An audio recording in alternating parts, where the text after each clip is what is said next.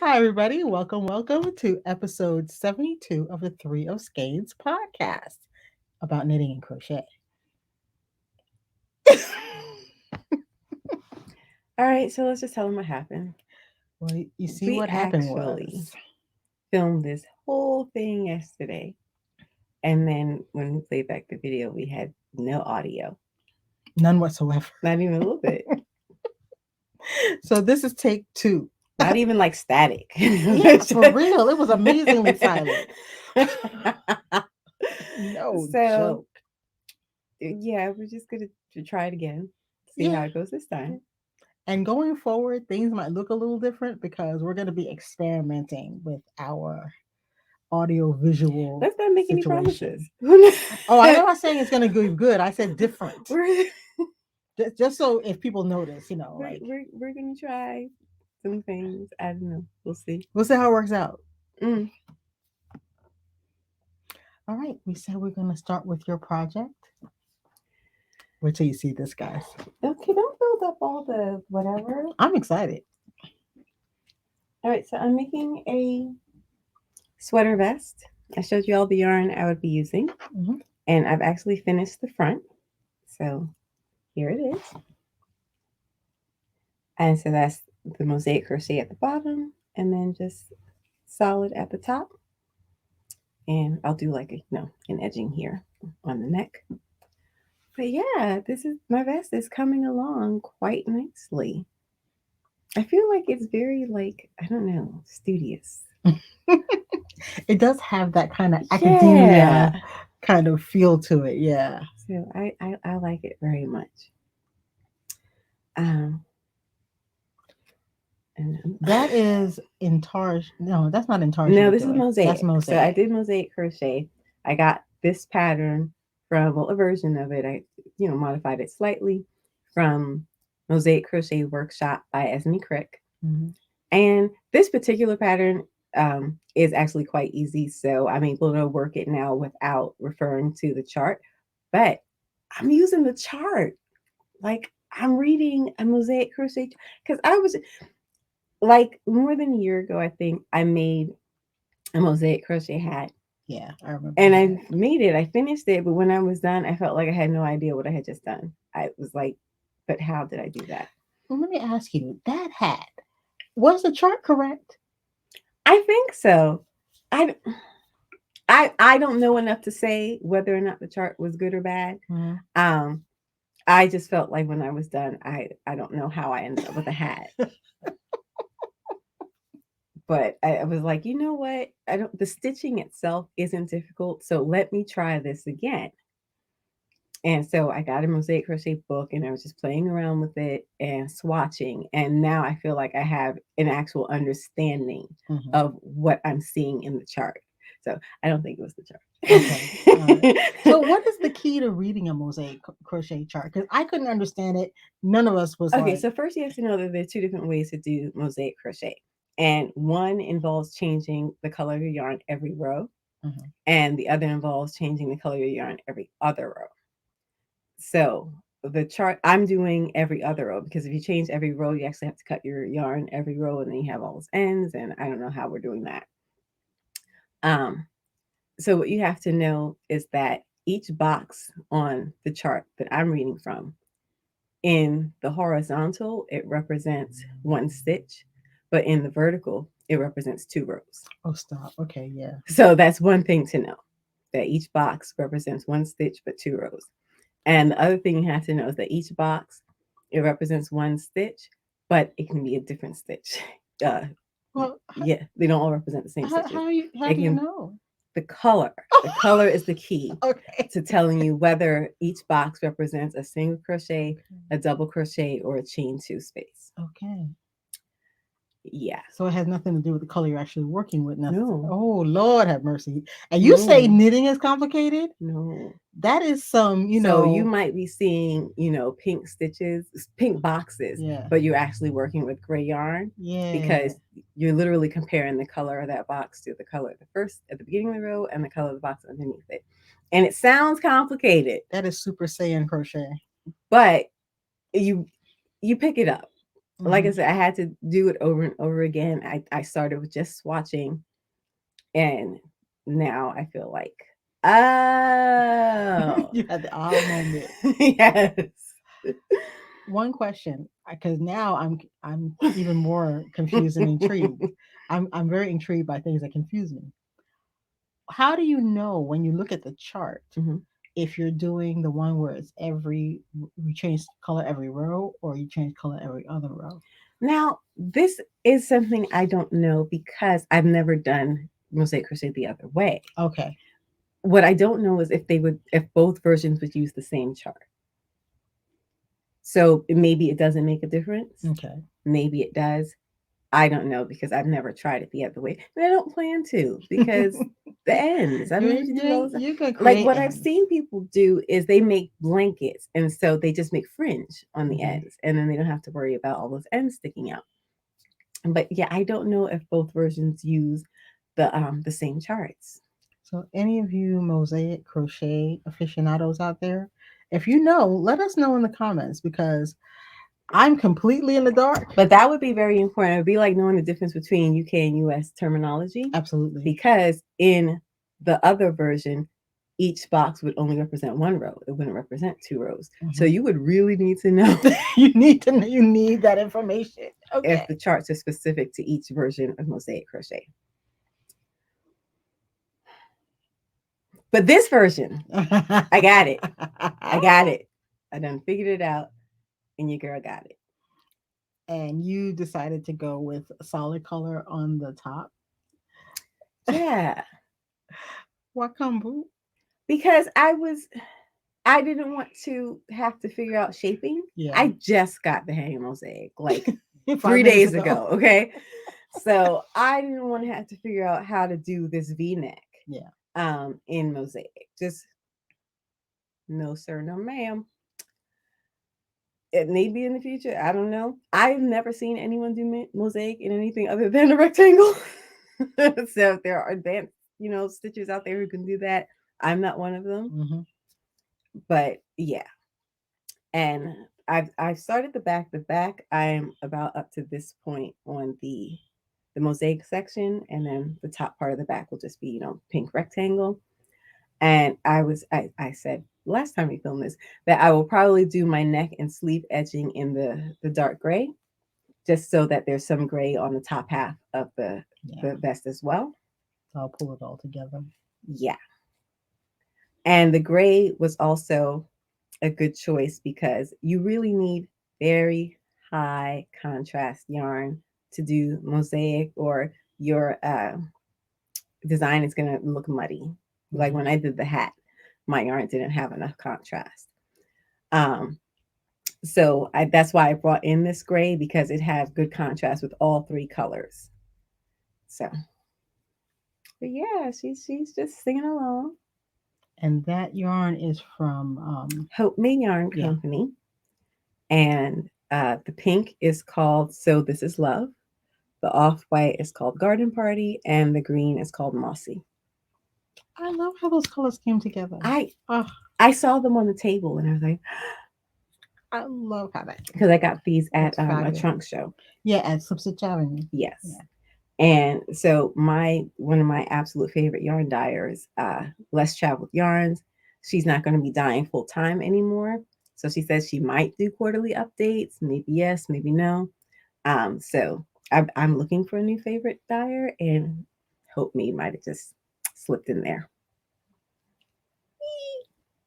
So yeah, that's what I'm working on right now. That's super exciting. And this is the book I got the design from. Mosaic Crochet Workshop by Esme Crick. And this uses UK terms, just know that. Oh, okay. So how did you find the presentation in the book? Was it easier to understand?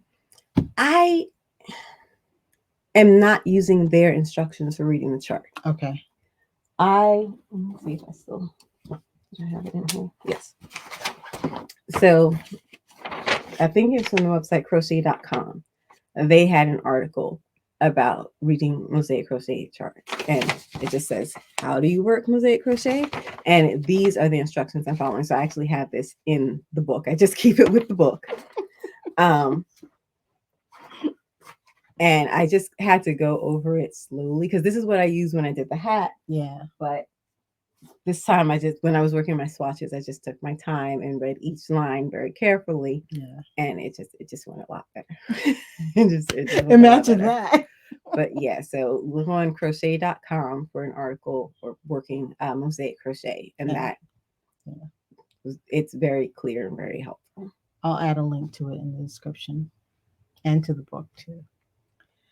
So I have, I usually have more than one project going on. I do. It happens. Okay. It happens to the best of us. So I have a sashiko project coming up. And I'm kind of like pulling everything together to get her done. So I wanted to repair this blanket.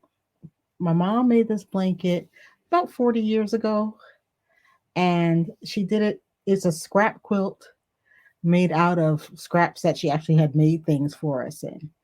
Matter of fact, one of my favorite skirts was in that plaid with the red running down the center, the side of it.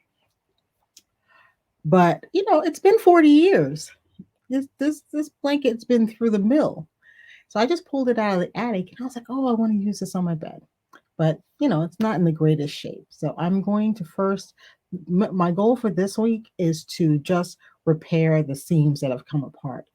After about 40 years, your polyester thread gives up. Imagine. Nothing's made to last. But I love the color tones that Mom put together in this, and I'm really excited to kind of give it a new lease of life. So I ordered this book. It's called Simply Sachiko, and it's by Nihon Vogue. And what it is, basically, it is a manual for how to do sashiko, plus a stitch dictionary with, I don't even know how many patterns. I think it's 36. And they give you templates and they tell you exactly how to draft your patterns. And I will probably be drafting my own because the template is nice. And if you just had a small thing, you can't use a template to scale up to something bigger like I'm doing, like on a blanket. I have decided that since I have never sachikoed before, I'm going to use a simple pattern that I think will look nice against the squares. I'm going to use this stair step pattern, and I just like the movement of it against the squares on the thing. So once I get the repair done, I will start drawing on my sachiko pattern directly onto the fabric. So you can do like the whole blanket, the whole surface? I'm considering it. I'm going to look and see where the tears are, and if it's just a couple of specific spots, I will just do like a chunk of sachiko across it. And if I think the whole thing needs reinforcing, I'll just do the entire top. It sounds ambitious. It is, but I'm thinking that by the time I'm done, I'll be pretty good at sachiko. Yeah, I'm pretty good at that. So I bought some pens that will write on the fabric, and if you run an iron over it, the ink disappears. So I'm really happy about that. Although they said be careful with that. The first time you wash the thing, make sure to wash it in cold water. Or was it the other one? Anyway, they said just watch yourself. Wash in cold water. Are you going to wash in the hot water to make the ink? Probably. There's two kinds. I probably got that part wrong. I'll read my instructions before I wash. Yes, do that. One of them will set the ink. Yeah.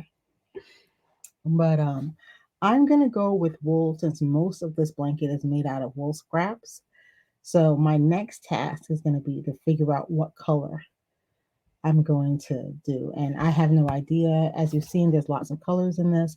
Now, yesterday, Crystal suggested an idea that I never even considered, that just pick a color that contrasts with all of them.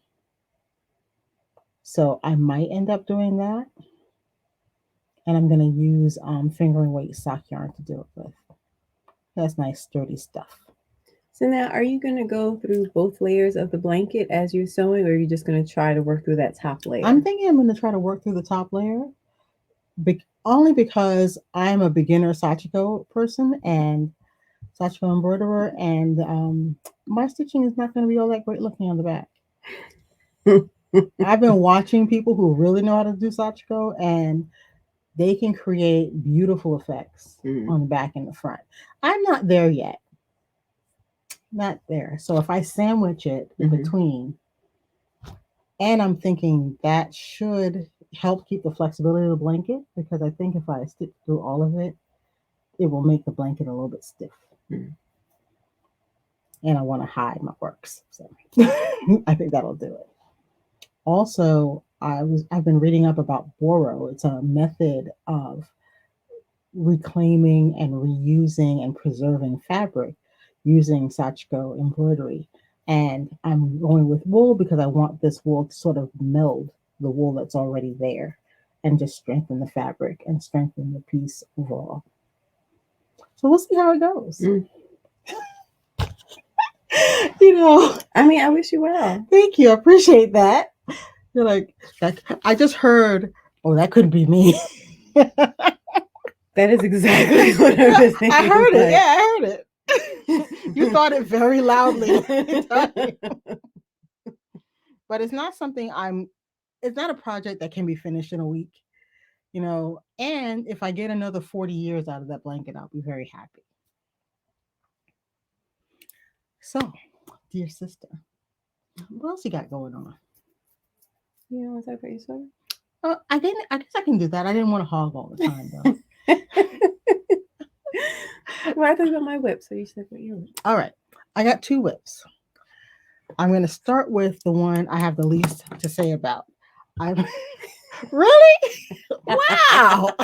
I couldn't do it. We're going to editorialize.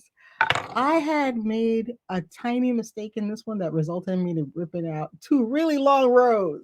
And all I've gotten done is restoring back those 2 really long rows. So this is the Aurora Cabin shawl from Stephen West. I love it. I'm going to tell you. Neckline still going? For some people, yeah. I mean, the official date. I believe so. He didn't have an end date on it. Okay. I think that would be just too much pressure. I mean, you don't just make it long forever. It's gonna take me a minute. She's like, you don't. You don't. But I love it. I'm so happy with this color combination. I could scream every time I say don't. I'll try not to actually let out a holler, but I absolutely love it. My sweater, on the other hand, I'm coming into the home stretch. The home stretch, I would say, even. I have split for the sleeves and I'm working on the front now. And I'm glad we're talking about this again today because I forgot to mention something yesterday that I wanted to share. So I'm up to one of those sections in a pattern that says knit until this section is 6 inches long or 8 inches long, whatever the number is. So what I did was I ran a line up a particular column of stitches. Pick your favorite column. It doesn't matter what column of stitches it is. But that's where I'm going to measure every time so that I get an accurate measurement, because I just found out why sometimes, I don't know if this happens to crocheters, but as a knitter, sometimes you measure the thing, right? It's about 2 inches short of where you want to be. You measure it again, it's still 2 inches short of where you want to be. And the third time you measure it, it's 1.5 inches longer than where you want to be. Knitting is mean that way. One thing could be is that you're not measuring in the same place each time. Also, you want to spread your stitches out on the needle because bunching them up makes the thing measure longer. And if they're spread out, you're getting the most accurate measurement. So you're just kind of giving yourself the best chances of getting accurate measurement by measuring the same spot and spreading your stitches out. The other thing I'm doing is I am, let me get up close. Here we go. Slipping the first stitch on each row, and that's going to give me a very nice place to pick up stitches for my sleeves. No fuss, no muss. So it'll be a very nice, neat pickup of those stitches. And I use my Knitting Barber knitting tubes. This one is just holding the back half stitches. It was really easy to get in there. I had my doubts. Matter of fact, I didn't even know how to do it properly. I had to look up a video to see exactly how this was accomplished. Because basically,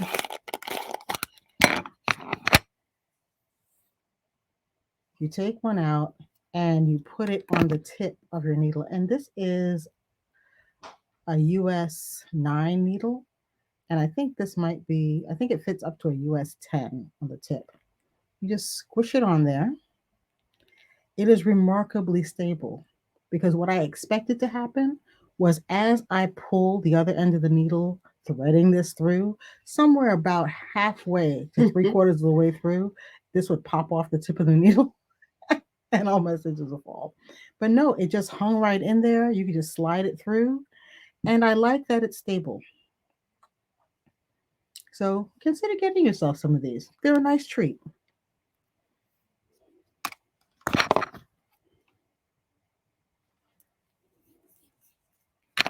I could never use mismatched end caps on my needles. I'm just happy to have two. Sometimes I only have one.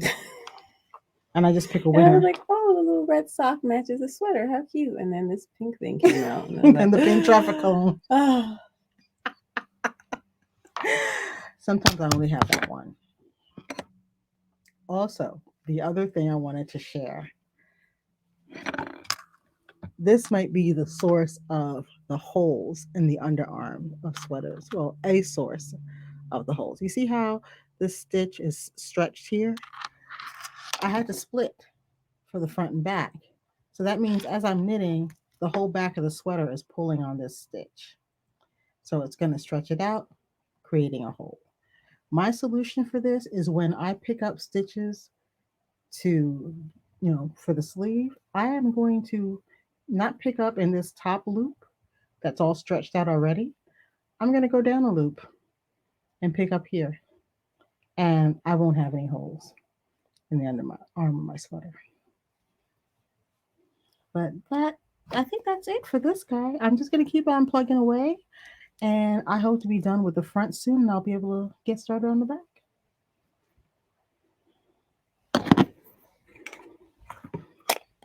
Those are my whips. So I have this pile of swatches here. And yesterday, Lisa was like, oh, yeah, I found this bag of swatches that you had. But I didn't remember. I was like, what are you talking about? I don't have like a bag of swatches anywhere. So as I was going through them, I was like, oh, I remember this and I remember this. But now I've seen them all. So this is not going to be like watching the memories come back. Now I know what's in this pile. Just so we're clear. But that's fine. So start with this. We went to an event that Rowan Yarns had for yarn store owners, and they gave out very tiny little bits of yarn. I would have thought we got more yarn at a yarn event, but okay. And so I was just sampling one of the yarns. I wish I remembered what this was. Yeah, this one, is this brush fleece? I don't think so because it's thinner than brush fleece. But this is just a little shawl. I found like a little free pattern and made this. This is Cotton Fair from Premier. This is a yarn that I used to like really, really like. It's a sport weight cotton acrylic blend. And I did make most of a sweater out of this. I think I just had to put on like the second sleeve and then, do like your neck edging or whatever. But I don't know. I got to a point where I just didn't like it anymore. And I just gave up on my sweater. But I use these two colors and then some white. I'm surprised you used, I think this yellow is especially different for you.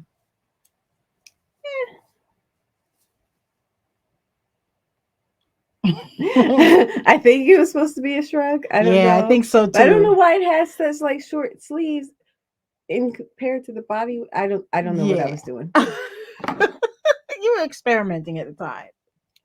But this I remember I was making it a shawl. One of the British crochet magazines every summer they put out a little mini booklet of summer shawl patterns, and this was one of them. That's the back. Okay. So you were gonna do like these two colors all the way down, and then these horizontal bands. And I don't know, I just didn't like it anymore. But this was like my first fledgling attempt at Intarsia. intarsia. You probably didn't like all them ends. Yeah, and I don't know why I have all these ends. I don't know why I cut every time I. Yeah, I don't know what was going on here. But one of the things that can happen when you're clearing out your craft space, you find old projects. It's more like finding old half-formed ideas, though. Mm-hmm. This is Lola Lola Bean. Bean Electric Youth DK weight, and the solid color is Ultra Wool, Baroque Ultra Wool. This I actually have a finished project made out of this, and it's basically what you see here. It's a T-shirt, and then everything like under the bust is this mesh pattern. Um,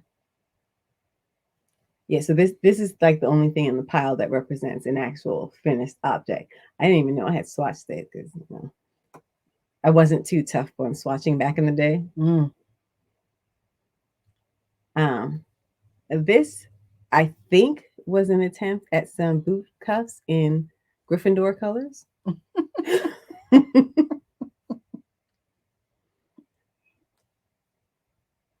This is from a defunct company, but this is from Classic Elite.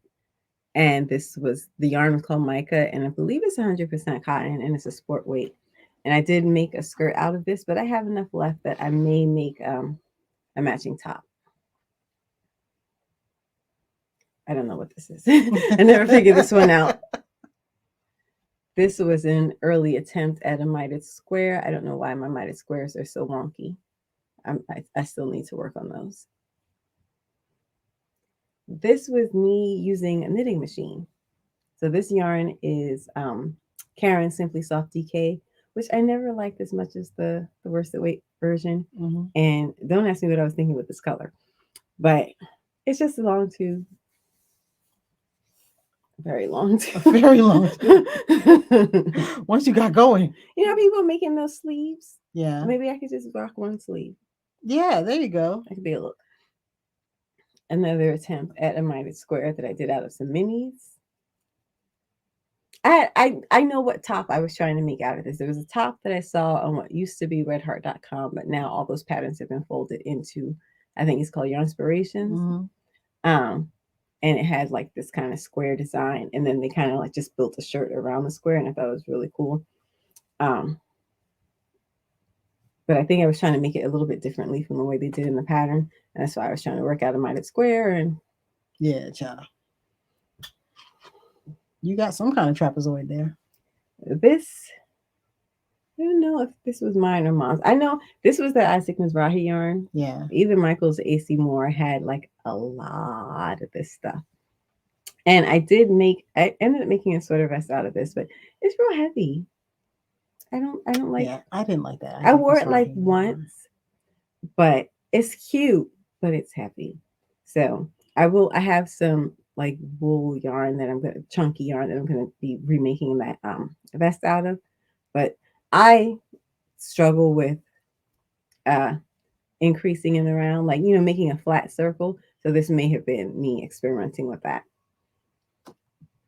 And then this was me trying what is it called? Slip stitch. Oh. And it gives you like a knit look fabric. But as you see, that never went anywhere. I never got past this point. I'm trying to remember what yarn this was, though. This is very pretty. Yeah, that is nice.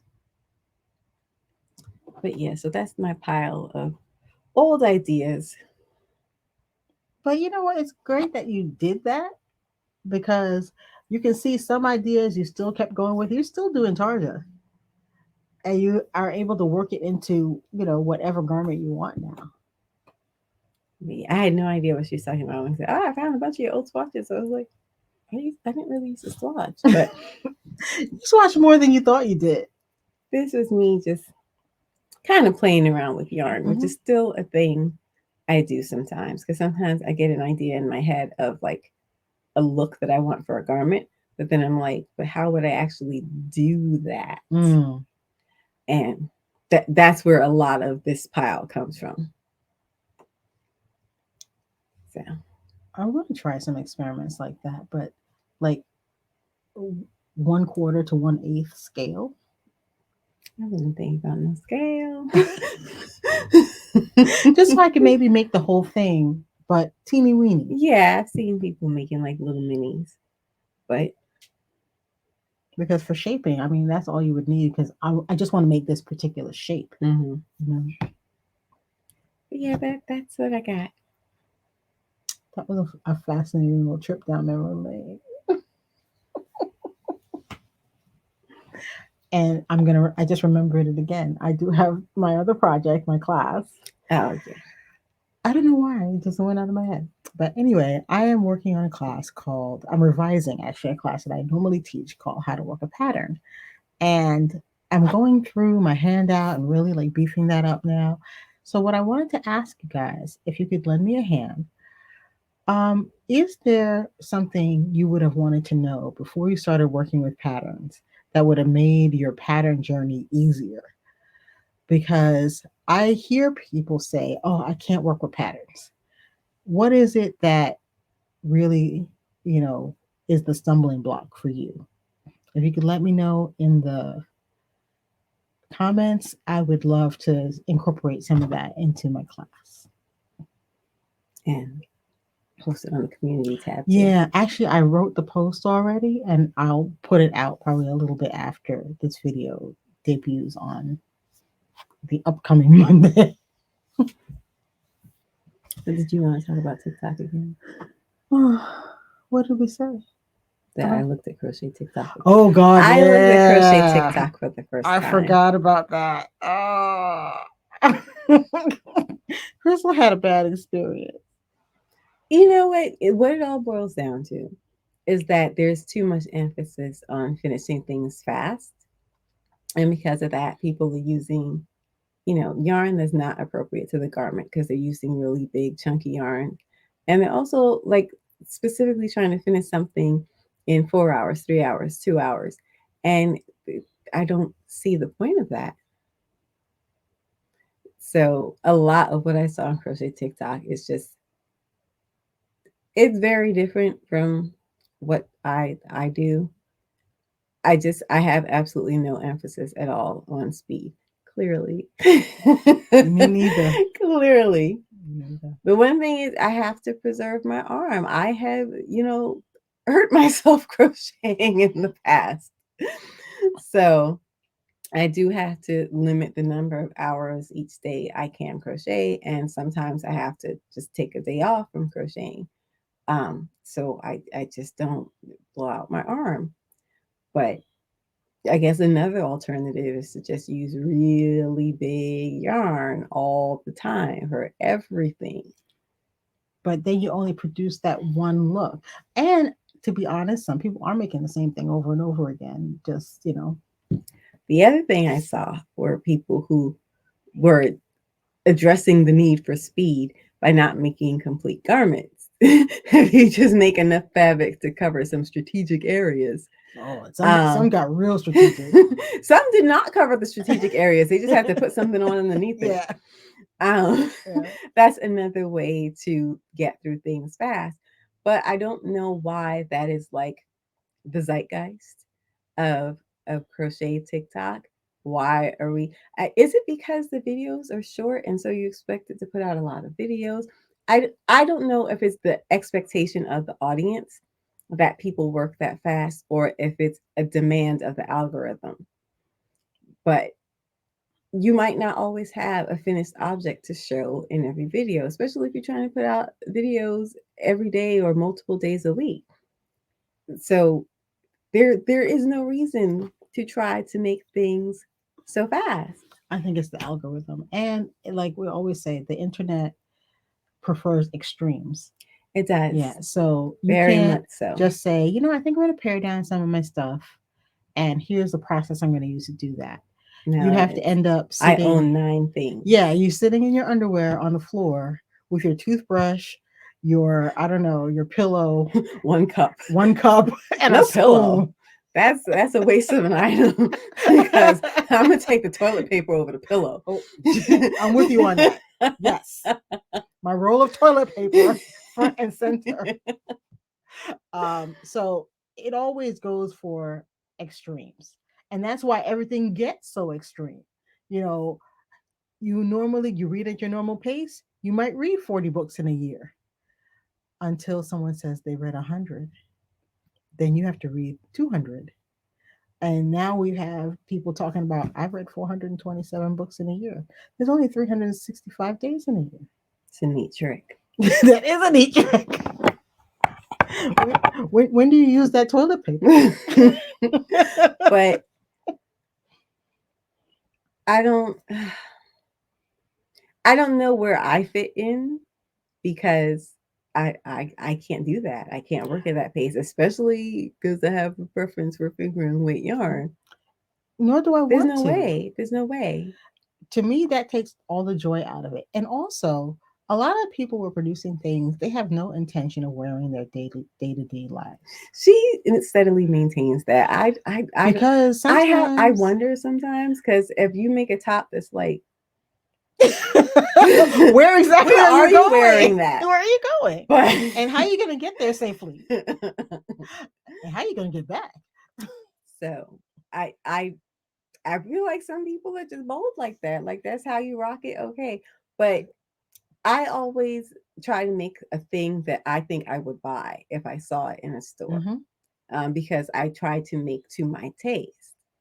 I want, it's like, is that your wardrobe? Do you wear pasties usually? I don't know. I don't know if that is like their real clothes or if that's just like what they do for TikTok. That's what they do for TikTok. Because most of the time when you see them, they change out of their real clothes to put on the thing. And there's this other person who I'm not even gonna name. I'm not here to shame anybody, but we've only seen her take pictures on the beach or in a parking lot at night. Okay, here's the thing. Sometimes she makes things that don't exactly have quite enough fabric. And when I say quite enough fabric, I don't mean for my taste. You can see in her videos the effort to not expose herself sometimes. Um, sometimes she just has to stand very still or at a very specific angle. Mm-hmm. So, it's we don't veer into OnlyFans territory. But I don't know how she dresses day to day. I don't know. I don't know if she's wearing those things. No, is what I'm saying. Like I effort to make things that I absolutely want to wear. But we had talked about that yesterday too. I get such a kick out of wearing things that I've made. I had the opportunity to wear my little Sophie scarf to the store the other day because it was just cool enough. And I just enjoyed my little running errands because I was wearing my cute little scarf that was just what I need to keep the cold off my neck. But if you're making things you don't really have the intention of really wearing, or that you can don't work think very differently. Yes, you can keep up with that TikTok pace. I can't. Well, it's the pace of the entire internet. Yeah. It's the pace of the entire internet. So I've already committed within myself that that's not what I'm chasing. If you want to have a good conversation about creating and being a fiber artist and how you go about solving problems or uh, creating new ideas, that's what I want to do because those are the type of podcasts I watch. When I got over my first rush of first discovering podcasts on YouTube, because this girl at work that I had taught to knit uh, told me about YouTube, when it was invitation only, and she sent me an invitation. But our computer at home wasn't fast enough to play videos way back when. So I've been watching YouTube videos about knitting a very long time. And what I found was eventually I kind of fell away from the people who were just Cranking them producing. out. Yeah. And, and had nothing really to say. Um, and I favored people who really, were thinking about what they were doing and, working through different kind of issues. Because every time you make something, something comes up. Because Lisa's always telling me that, a lot of people aren't wearing the things they make, which is unfathomable to me because I'm just like, but you spent so much time on it. Like, how could you not make it?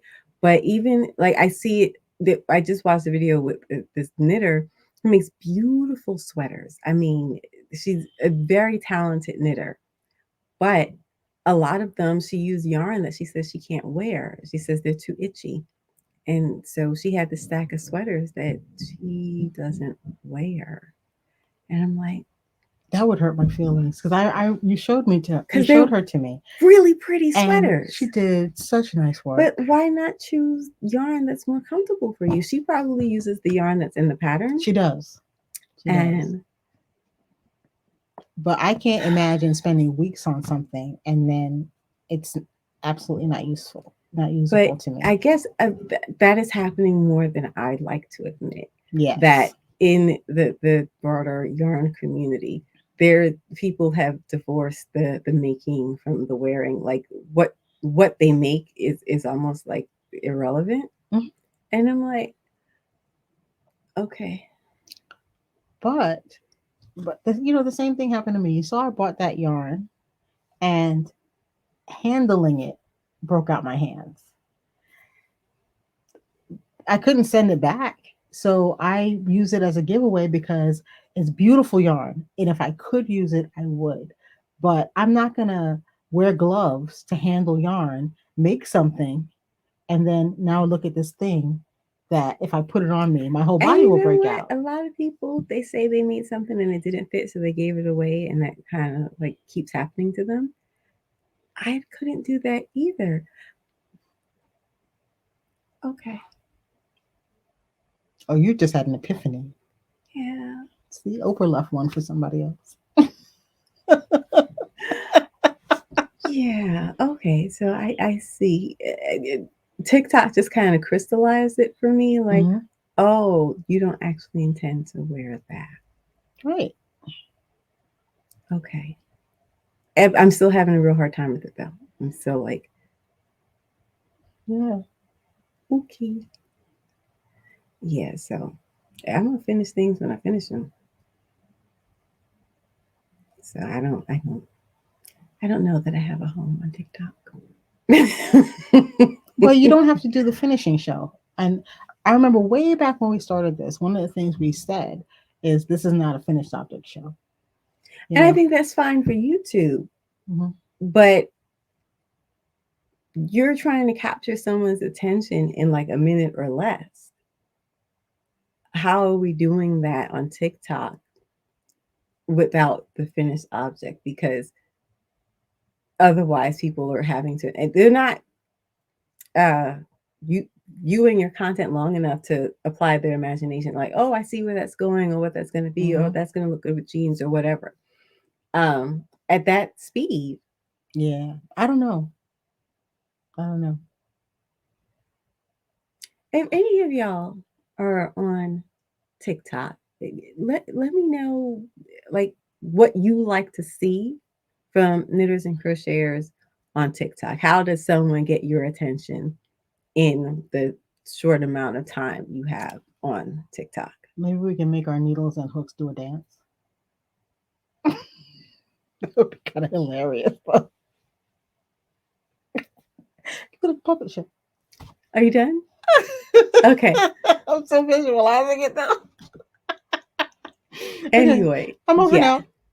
So let us know what you like to see in yarn content on TikTok, specifically TikTok, just because of that short window. Because I'm really at a loss on that one. Yeah. I think we're done for today. All right. I don't know if this was as much fun as the first time around, but it was pretty good. Yeah. It was pretty good. We'll see you next week. Hopefully, one take. Mm. Bye bye. Bye. Stay stitching.